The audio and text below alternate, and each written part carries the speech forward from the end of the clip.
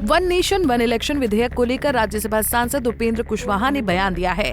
उपेंद्र कुशवाहा ने कहा, one nation one election बहुत ही अच्छा प्रस्ताव है। अगर पारित होता है, कानून बनता है तो देश को बहुत ही फायदा होगा। समय की बचत होगी। बार बार चुनाव होने से समय बर्बाद होता है, पैसा बहुत खर्च होता है। एक बार चुनाव होगा तो पैसा कम लगेगा, हर तरह से लोगों को सुविधा होगी। इसलिए बहुत ही अच्छा प्रस्ताव है, इसको पारित होना चाहिए। वन नेशन वन इलेक्शन बहुत ही अच्छा प्रस्ताव, अगर पारित होता है, कानून बनता है, कार्यान्वित होता है तो देश को बहुत ही फायदा होगा। समय की बचत होगी। बार बार चुनाव होने से समय बर्बाद होता है, पैसा की बचत होगी। पैसा बहुत खर्च होता है। एक बार चुनाव होगा तो पैसा कम लगेगा, हर तरह से लोगों को सुविधा होगी।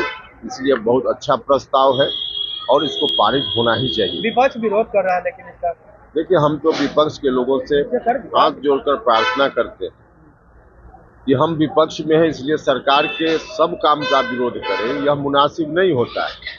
विपक्ष के लोग हैं, सरकार कहीं गलती करे तो जरूर विरोध उनको करना चाहिए, इसमें कोई दिक्कत नहीं है, यह उनका धर्म बनता है। लेकिन सरकार जहां अच्छा काम करे, देश हित में काम करे, वहां समर्थन भी करना चाहिए।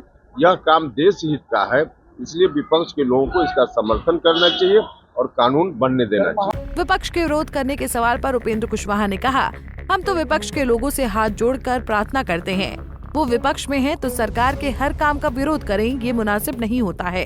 विपक्ष के लोग हैं, सरकार गलती अगर करे तो जरूर उनका विरोध करना चाहिए। लेकिन सरकार जहां अच्छा काम करे, देश हित में काम करे, वहां समर्थन भी करना चाहिए। ये काम देश हित का है, इसलिए विपक्ष के लोगों को समर्थन करना चाहिए और कानून बनने देना चाहिए। महागठबंधन में सीट शेयरिंग के सवाल पर उपेंद्र कुशवाहा ने कहा, आपस में स्वार्थ के लिए लोग मिले हुए हैं, उन लोगों की यही नियति है।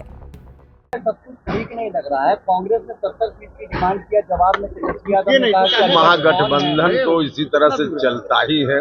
आपस में स्वार्थ के आधार पे लोग मिले हुए लोग हैं, तो इसी तरह से उनकी यही नियति है।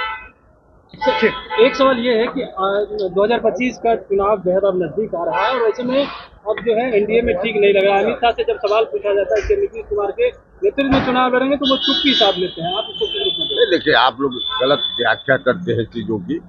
कहीं से कोई यह मामला नहीं है। एनडीए के अंदर हर चीज सहज है और कहीं आपको दिखता भी होगा तो बाहर से भले दिखे, हम लोग मिल बैठ करके सारी चीजों का बहुत सहज ढंग से निपटारा कर लेंगे जब जो चीज सामने आएगी। 25 के नेतृत्व में ही एनडीए चुनाव लड़ेगी, नीतीश कुमार के नेतृत्व में? निश्चित रूप से, इसमें कहाँ कोई दो राय है। अगर उसमें कोई परिवर्तन की बात होगी तो फिर विचार होगा, लेकिन तय है अभी तो नीतीश कुमार जी के नेतृत्व में चुनाव लड़ना है। महाराष्ट्र वाला खेला जो है बिहार में भी होगा, क्योंकि महाराष्ट्र में जिस प्रकार से सीएम बदल दिए गए, उसको लेकर के भी नहीं, अभी आप लोग कहाँ से कहाँ अर्थ लगाते हैं। महाराष्ट्र अलग है, बिहार अलग है। उन्होंने आगे कहा कि 2025 विधानसभा चुनाव में मुख्यमंत्री नीतीश कुमार ही एनडीए का चेहरा होंगे, इसमें कहीं दो राय नहीं है।